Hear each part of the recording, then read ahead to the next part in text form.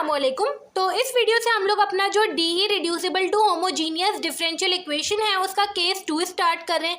ये मेरे पास question given है, अभी मुझे कुछ नहीं पता कि ये मेरे पास कौन सी फॉर्म है, इसको कैसे सॉल्व करते हैं, क्या है क्या नहीं है, आपके पास पेपर में आ गया। ठीक है, आपने सिंपल, आपको ये बात पता है कि आपके पास जो first order ordinary differential equation होती है उसके लिए आप सबसे पहले क्या करते हैं, सबसे पहले फॉर्म पहचानते हैं और फिर उस फॉर्म को सॉल्व करने का जो तरीका होता है वैसे सॉल्व करते हैं। ठीक है, तो सबसे पहले मैं इसकी फॉर्म पहचानूंगी। अगर आप इसको पहले ही आइडेंटिफाई कर चुके हैं, आपको पता चल चुका है, तो आप ये वाला पार्ट जो है वो स्किप कर दें, सिंपल। ठीक है, अब देखिए फॉर्म पहचानने के लिए सबसे पहले मुझे पता है कि मैं वेरिएबल सेपरेबल फॉर्म देखती हूँ। वेरिएबल सेपरेबल फॉर्म मेरे पास क्या होती है, f x d x equals to g y d y. ठीक है, मतलब कि डी एक्स के साथ आपके पास सिर्फ एक्स का फंक्शन होना चाहिए और डी वाई के साथ सिर्फ वाई का फंक्शन होना चाहिए। मैं अपने इस सवाल को इस चीज़ में लाने की कोशिश करूंगी। अब देखिए डी वाई के पास मेरे पास ये पूरी चीज़ चली जाएगी, मैं क्रॉस मल्टीप्लाई कराऊंगी, ये पूरी चीज़ यहाँ चली जाएगी। 3x minus 4y minus 3 equals to d x के पास 3x माइनस 4y माइनस 2।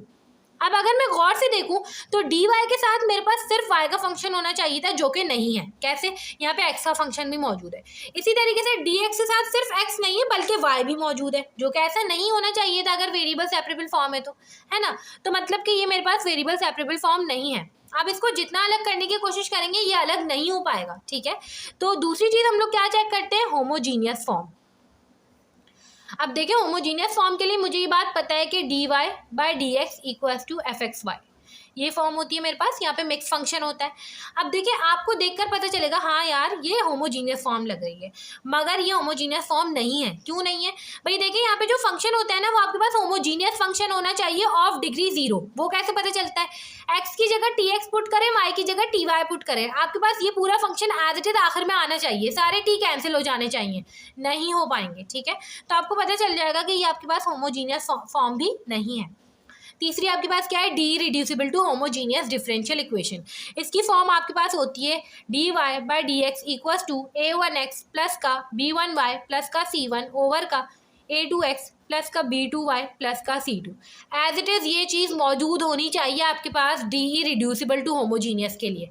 ठीक है, आपके पास एज इट इज़ यही चीज़ मौजूद है। प्लस माइनस को छोड़ दे, माइनस साइन हमने नहीं देखनी होती, आपके पास जो इक्वेशन है वो ऐसी होनी चाहिए। ठीक है, आपको एक दफ़ा पता चल गया कि ये डी रिड्यूसिबल टू होमोजीनियस है, तो आपने पहचानना है कि ये केस 1 है या केस 2 है।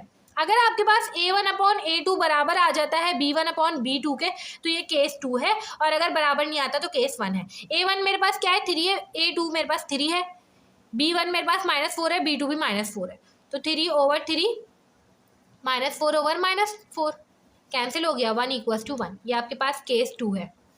यहाँ पर आपने आइडेंटिफिकेशन कर ली है, आपको पता चल चुका है कि ये the reducible to homogeneous differential equation है और उसका केस 2 है।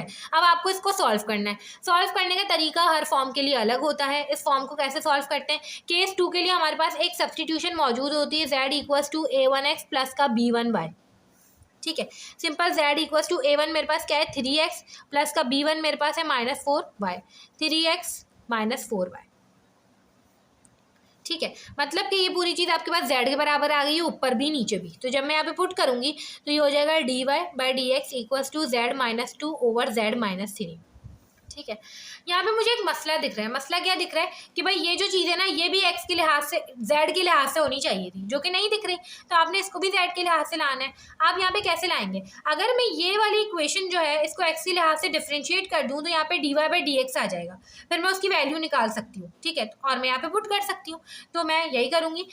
ये इक्वेशन ए का नाम दे दें इसको, और बोलेंगे भाई इक्वेशन ए को एक्स के लिहाज से डिफ्रेंशिएट करें, तो ये हो जाएगा d over d x z equals to d over d x 3x -4y। मतलब कि आपने दोनों साइड्स को एक्स के लिहाज से डिफ्रेंशिएट कर देना है। ये हो जाएगा d z over d x बराबर आ गया। अब जब मैं 3x को एक्स के लिहाज से डिफ्रेंशिएट करूँगी तो सिर्फ 3 आएगा, माइनस का 4, यहाँ पे y है तो डी ओवर डी एक्स और आगे y एज इट इज आ जाएगा, तो ये d Y by D x हो जाएगा। यहाँ से simple d Y by D x की वैल्यू निकाल लें, क्या आ जाएगी भाई, d Y by D x equals to ये जो 3 है वहाँ जाके माइनस हो जाएगा, d z over d x -3, और ये जो -4 है यहाँ पे मल्टीप्लाई हो रहा है, वहाँ पे जाके डिवाइड हो जाएगा, ऊपर कुछ नहीं है तो 1 आ गया। ठीक है, ये हो जाएगा d Y by D x equals to -1/4 d z over d x, और माइनस, और ये वाला माइनस प्लस हो जाएगा या कैंसिल कर दें तो +3/4। ठीक है, मैं d y over d x की जगह ये पूरी चीज़ पुट कर दूंगी, तो ये हो जाएगा मेरे पास -1/4 d z over d x plus का 3/4 equals to z-2 over z-3। अब सिंपल मैं क्या करूंगी कि D z over d x को यहाँ पे अलग कर दूंगी, बाकी सारी चीज़ें एक साइड पे ले जाके सॉल्व करूंगी और देखूंगी कि ये मेरे पास कौन सी फॉर्म बन रही है, फिर जो फॉर्म बन रही होगी उस हिसाब से सॉल्व कर लेंगे। ठीक है, तो ये हमारे पास हो जाएगा z-2 ओवर z-3 -3 ओवर 4। ठीक है, और यहाँ पे -1/4 एज इट इज है, -1/4 d z over d x, ये हमारे पास हो गया 4z-3, यहाँ पे z-2 से 4 मल्टीप्लाई हो जाएगा और यहाँ पे हमारे पास z-3 मल्टीप्लाई हो जाएगा, -3 z-3, ये हमारे पास हो जाएगा -1/4 d z over d x. अच्छा भाई, ये हमारे पास हो जाएगा 4z -4 × 8 -3z + 9, नीचे हो जाएगा हमारे पास 4z-3। एक चीज़ मुझे दिख रही है, 4 से 4 यहाँ पे कैंसिल कर देती हूँ, -D z over d x, ये हमारे पास हो गया 4z -3z z, और ये हमारे पास हो जाएगा +1। अच्छा भाई देखिए, हमारे पास यहाँ पे z+1 आ गया था, नीचे z-3 एज इट इज़ मौजूद है, तो सिंपल हमारे पास क्या आ गया भाई, -D z over d x बराबर आ गया z+1 ओवर z-3 के। अब अगर मैं देखूँ तो ये मेरे पास कौन सी फॉर्म बन रही है, ये मेरे पास वेरिएबल सेपरेबल बन रही है। कैसे? मुझे दिख रहा है कि यहाँ पे सिर्फ एक dx मौजूद है, इसको मैं दूसरी साइड पे ले जाऊंगी, बाकी सबको एक साइड पे ले जाऊंगी, तो फंक्शंस अलग अलग हो जाएंगे, तो वेरिएबल सेपरेबल फॉर्म है। ठीक है, तो सिंपल यहाँ पे डी जेड और z-3 यहाँ पे आ जाएगा, और यहाँ पे z+1 इधर था तो यहाँ पे आ जाएगा।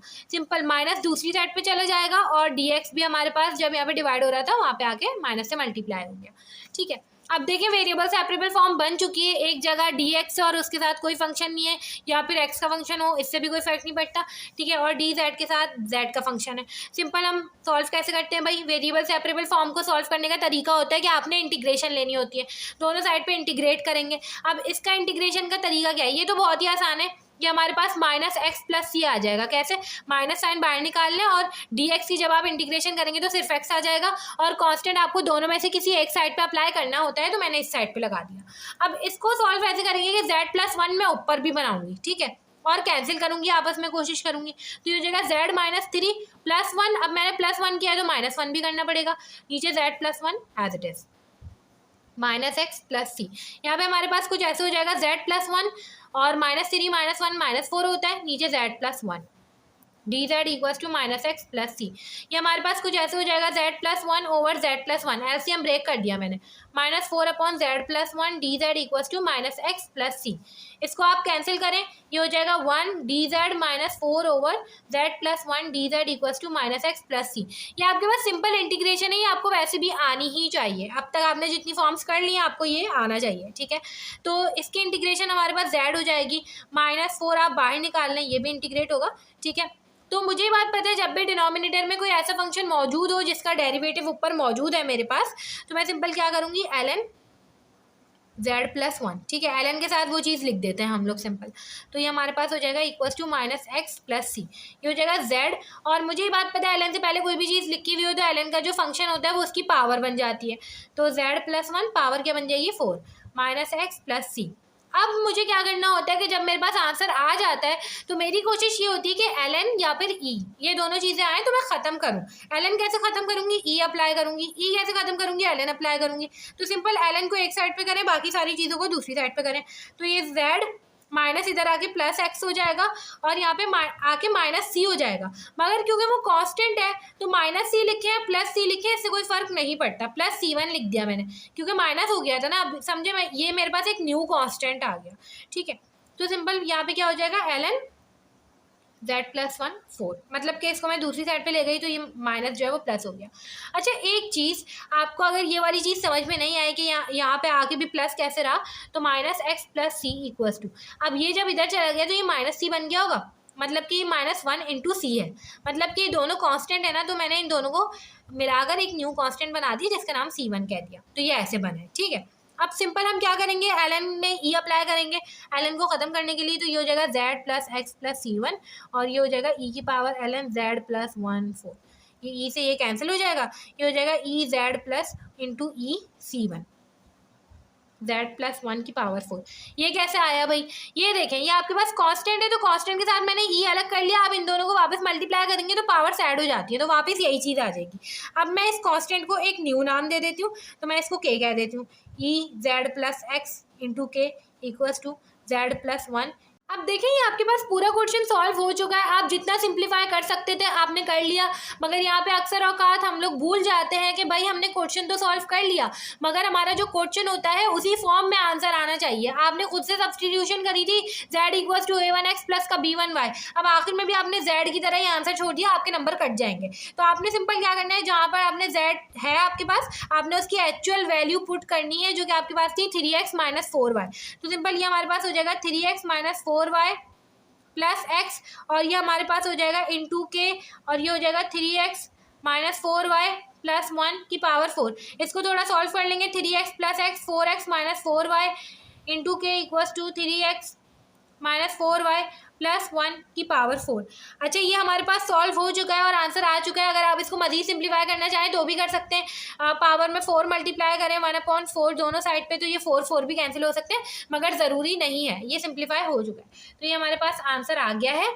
इस तरीके से करके हमने अपना जो D reducible to homogeneous differential equation है उसका केस 2 भी कंप्लीट कर लिया है। अब हम नेक्स्ट वीडियो से जो दूसरी फॉर्म होगी उसको स्टार्ट कर रहे होंगे।